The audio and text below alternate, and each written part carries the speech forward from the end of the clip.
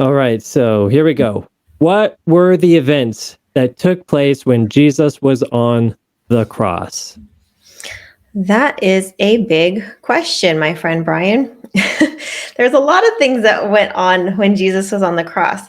And to be honest with you, I don't know that I'm going to do this question justice with this short amount of time. All the Gospels go through different accounts and different things that did happen when Jesus was on the cross. And so I'm like wondering, which angle do you want to take at this point? Let's maybe just look really quick in the book of John, and I'm going to go ahead. And I'm sorry, this is on the fly, so this is a little bit. I want to say unconventional, but basically, when Jesus was on the cross, there were a few things that happened. One of the things that did happen was Jesus being between the two thieves, the two sinners. And this is not in the book of John, so I'm sorry. I'm having to do this off the top of my head. Jay, I might actually need your help on this. When you're thinking about Jesus on the cross, the first thing that comes to mind is the thief on the cross. And so I'm trying to find that even in the Luke, I think. Yeah, I think you're right. Let's do that.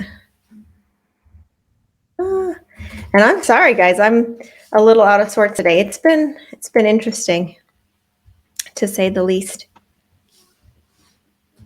Okay, let's Luke go 23. ahead. I'm sorry? Luke 23. Luke 23. Thank you. Okay, so this is the story of when Jesus was on the cross. Okay, here we go. Thank you so much.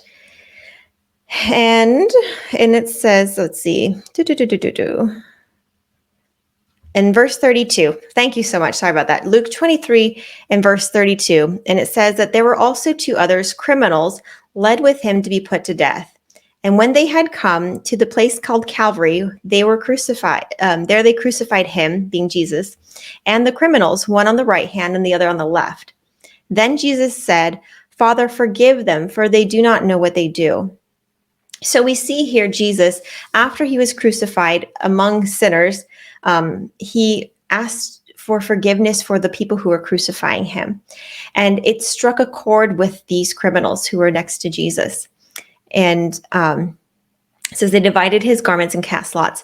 And in verse 35, it says, that people stood looking on, but even the rulers with them sneered, saying, "He saved others, himself he cannot save." So Jesus was being ridiculed while he's on the cross.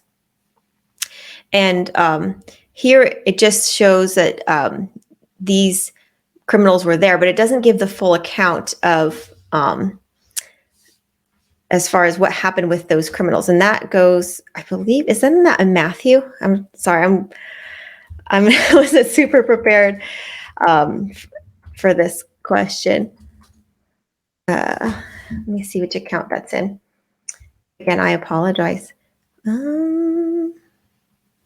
Let's go to, Matthew 27, verse 38.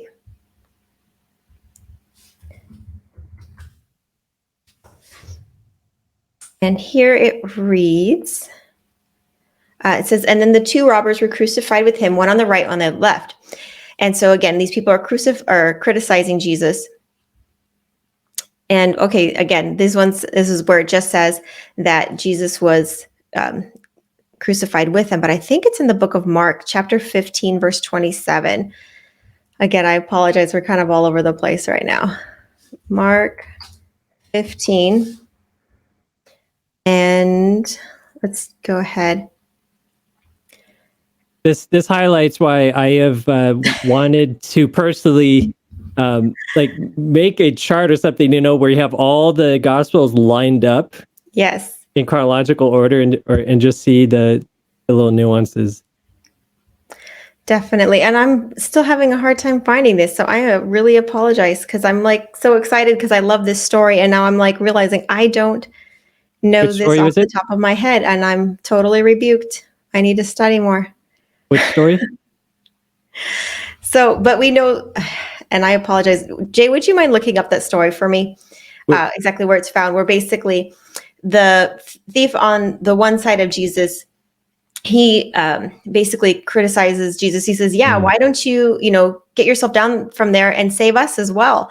And the other robber was touched by Jesus' forgiveness of those who are crucifying him. And the other thief said, don't you fear God?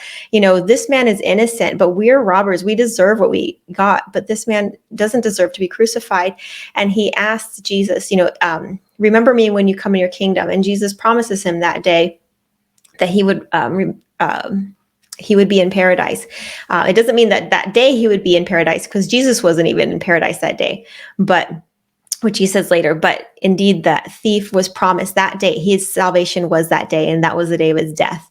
And so that's one thing Jesus did. Jesus forgave people who were crucifying him, and he saved people even on the cross, which is huge. When you think about what Jesus did when he was on the cross.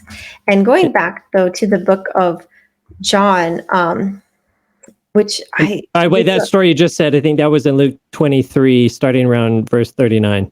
Okay. I don't know why I was right there and I didn't even see it. I apologize. Again, I'm a little out of sorts today, so I do apologize for that. Maybe you have what Wendy got. I know, really. Poor thing. Yeah. So going back to the book of John, and this is probably one of my favorite things that Jesus did on the cross, which is John chapter 19. And in verse 25, and it says, there stood by the cross of Jesus his mother, which would be Mary, and his mother's sister, Mary, the wife of Clopas, and Mary Magdalene. And in verse 26 says, when Jesus therefore saw his mother and the disciple whom he loved, which was, we believe is John, standing by, he said to his mother, woman, behold your son. Then he looked to the disciple, behold your mother. And from that hour, the disciple took her to his own home. So even on the cross, even while he's dying, Jesus cares for his mother. He honors his mother by making provision for her, because he knew he was no longer going to be on this earth. And so he made sure he entrusted her care to somebody that he knew would be responsible. And so I just think that is such a beautiful thing that Jesus did do on the cross. His dying, one of his last dying breaths was to care for his mother, whom he didn't really have to. She was, that wasn't his, maybe that wasn't his ultimate calling. His ultimate calling was to die on the cross. But even in the midst of that, he found the time to show the care for his mother. We know that Jesus also, if you keep reading in this chapter as well as the other Gospels, that Jesus basically says, with his dying breath, it is finished, and he dies on the cross. And so those are some of the things that happened to Jesus while he was on the cross. Jay, is there anything else that I'm missing, or any major points that you'd like to share, or anything else that? So this one's really interesting to me, is that like Luke 23:44 says, now it was around the 6th hour that there was darkness all over the earth until the 9th hour. Mm-hmm. And why that's significant is actually we find recorded even apparently in like Chinese history that there was this day when it just darkened. And it was like around this time of 27 AD. So it's just absolutely amazing how history in other countries even confirmed this event. I think the Roman history also backs up the events of this day. Wow, that's impressive. I mean, even across the world, while the Savior was dying, people didn't even know what was going on. That's crazy. And what's significant too about that time, the 6th hour and the 9th, because Jesus was crucified on the 3rd hour, correct? Or yes. Yeah, I believe so. 3rd hour is when he was crucified, but then he died on the 9th hour, which was, if you know about the sanctuary that in the time of Jesus, when Israel would go to the earthly sanctuary in Jerusalem, they would open at 9 a.m., which is the 3rd hour in the Jewish day. And from 9 to 3, the 9th hour is when they would, am I thinking wrong? The 6th hour? I'm sorry. Basically from 9 to 3, which is when Jesus was on the cross. That was the time. This is the 6th hour. Yeah. Okay. Thank you. I apologize. Again, the 6th hour that Jesus was crucified on the cross. And so, no, it would have been in the 9th hour because it's 3 p.m. 9 a.m. to 3 p.m. And the Jewish day started at 6 a.m. Right? Anyways, Yes, you know what I mean. yeah. First hour is 6 a.m. That's my understanding.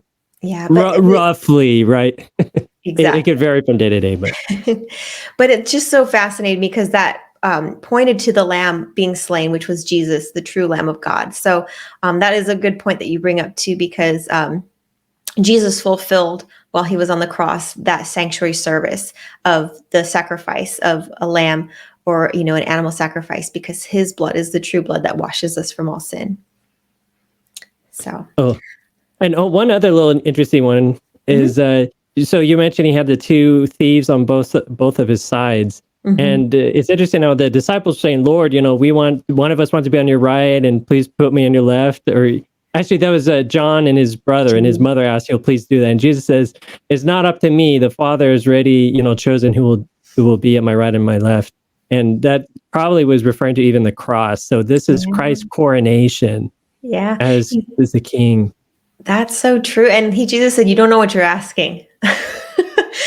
Because Yeah, if that's they would have right. really been on his right hand and left, they would have been crucified with him. And that, I don't think, and we know John was never crucified. John was the only one not martyred of the 12 disciples. But that's fairly interesting. I didn't even think of that. That's really cool.